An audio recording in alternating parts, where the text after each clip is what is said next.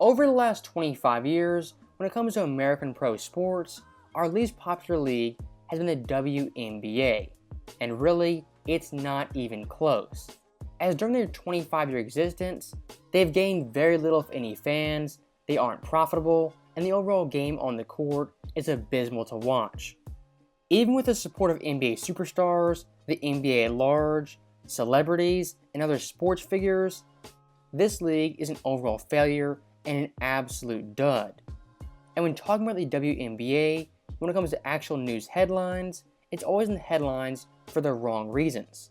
And once again today, that is the case, with Brittney Griner being one of the main stories in the sports universe. And if you are new to this story, about 5 months ago, Griner, she was in Russia and was arrested for drug possession of an illegal substance. And for nearly a month and a half, Griner and her family and everyone in the world had no idea where she was and why she went missing. And it wasn't until late March the public at large knew of her arrest and her detainment. And look, I do feel sympathy for her, as getting jailed in a foreign country can definitely be scary as well as rattling. But even with that being said, at some point, responsibility has to be put on Griner for her overall actions. As in a foreign country, she broke a law involving drugs. This wasn't Sweden, this wasn't France, this wasn't Finland or Denmark, this was Russia, one of the big superpowers and US adversaries. And if you've ever traveled to a foreign country, you know rule number 1 is don't bring drugs or illegal substances. That applies to the US and Russia tenfold. And looking at Griner's actual crime, in my personal view, it's really no big deal.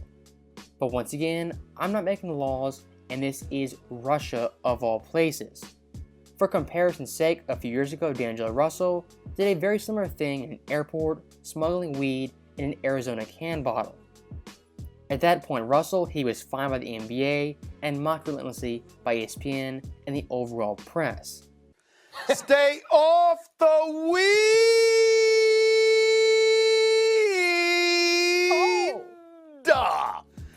That is the difference between the US and a country like Russia. Those guys over there do not play when it comes to breaking the laws as a foreign citizen. And for the 1000th time, let's be very clear, Brittney Griner broke the law. I'm so amazed looking at WNBA players and even coaches, they're ignoring that fact in this story, saying she was wrongfully detained and set up by the Russian government. And look at this quote from Griner's coach, blaming her detainment on her sexuality, her being black, as well as a woman. Saying if this was LeBron James, it wouldn't have happened and he wouldn't have been detained in Russia for breaking the law. Now let's get one thing straight. LeBron James' playing career and his life in total has not once broken law, been arrested, or gotten in major trouble. And you're 1000% right. If LeBron was in Russia, he would not be detained for having an illegal substance because it would never happen. Number 1, he's too smart, and number 2, he's not a complete idiot. And looking at one more take on this issue, look at Jemele Hill. She had an article in The Athletic that was absolutely comical. If you actually read the entire thing, which is hot garbage, she blames the NBA and America for Griner's detainment. Not Russia or even Griner herself. She blames the NBA, which makes the WNBA and subsidizes them. She blames that league for Griner's detainment. And she quite literally says if the NBA paid her more, she would have to go to Russia and those foreign leagues. Now, in a vacuum, that is true, but think about this. The WNBA is not profitable, and those players already are overpaid. Why that is? Because this league makes no money, and they're subsidized by the NBA. To put it quite frankly, this league is a charity league funded by the big guys making billions. And I know Jemele Hill, she went to college, has a couple degrees, and at some point took a business class or economics 101. Let's make it very, very simple. The NBA makes billions in revenue every single year, and they're profitable. The WNBA makes zero money and is not profitable, losing hundreds of thousands each year. The NBA has millions of fans. The WNBA has hundreds.